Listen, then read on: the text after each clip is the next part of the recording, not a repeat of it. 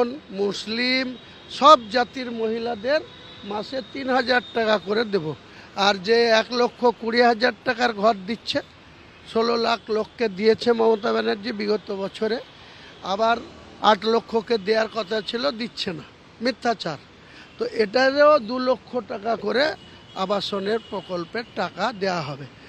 মানুষ আমাদের সমর্থন করুক, আমাদের উপরে একবার সুযোগ দিক মানুষ, আমরা মানুষকে করে দেখাবো।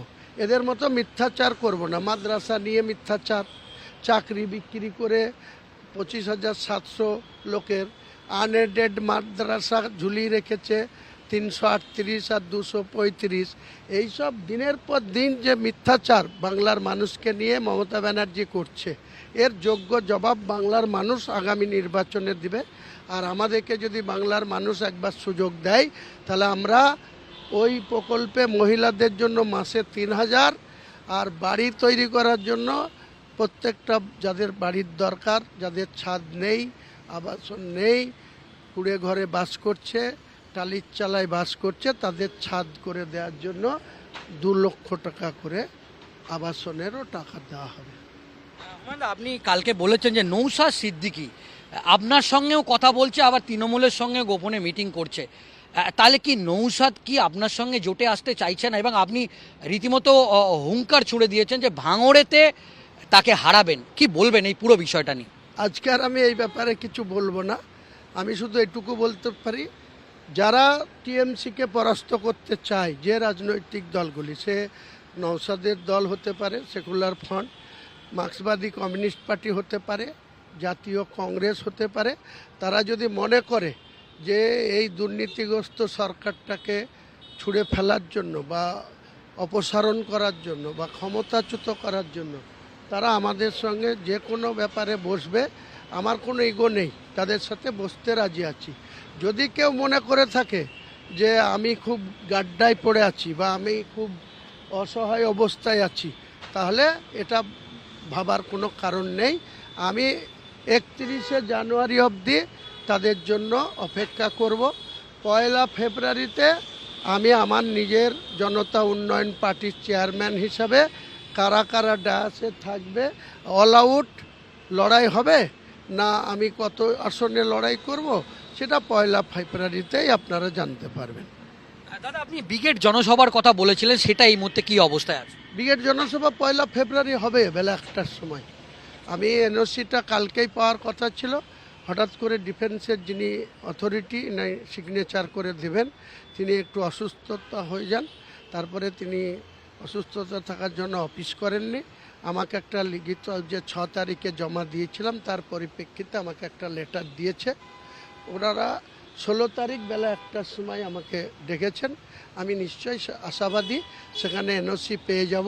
তারপরে কলকাতার পুলিশ কমিশনারকে চিঠি করব, যদি ওনারা পারমিশন দিয়ে দেয় ভালো, নাহলে হাইকোর্ট তো খোলা আছে, হাইকোর্ট খোলা আছে সবার জন্য, আমার জন্য হাইকোর্টে যাব, সভা হবে।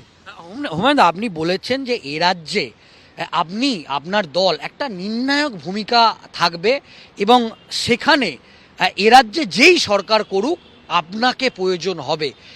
তাহলে কি আপনি আশঙ্কা করছেন যে তৃণমূল কংগ্রেসের যে সংখ্যালঘু ভোট ব্যাংক, সেই ভোট ব্যাংকে এবারে ধস নামবে এবং সেখান থেকে মানুষ শিফট করবে আপনার জনতা উন্নয়ন পার্টিতে? আপনি ধস নামার প্রশ্নই নাই, পুরোপুরি মুসলিম ভোট জনতা উন্নয়ন পার্টির চেয়ারম্যানের উপরে আস্থা রাখবে এবং 100টা মুসলিম যারা ভোট দিতে যাবে, কেন্দ্রীয় নিরাপত্তা বাহিনী যদি বুথে ঠিকমতো করে নিরাপত্তা সুরক্ষিত রাখে, মুসলিম জনতা উন্নয়ন পার্টির চেয়ারম্যানের নেতৃত্বে যারা যারা বাংলায় প্রার্থী হবে, তারা 100টা মুসলমানের মধ্যে 80টা মুসলমান সরাসরি জনতা উন্নয়ন পার্টির পক্ষে প্রার্থীদের ভোট দেবে, আর 10% হিন্দু ভাইরাও ভোট দেবে জনতা উন্নয়ন পার্টির ন্যায় প্রতিষ্ঠা করার স্বার্থে, দুর্নীতিতে বিরোধিতা করার স্বার্থে। এমনকি যে 25,752 জন যে চাকরি চলে গেছে, তারাও আগামী দিনে দেখতে পাবেন যে ব্রিগেডের ময়দানে তারা কোথায় থাকে। তারাও এই দুর্নীতিগ্রস্ত সরকারটাকে পরাস্ত করতে চায়।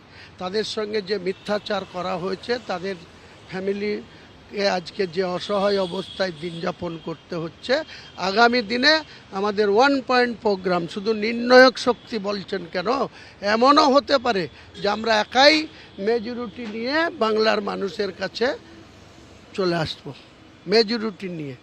সেদিন দেখতে পাবেন বাংলার মানুষ কত সুস্থভাবে বাংলার সরকারের কাছ থেকে পরিষেবা পাবে।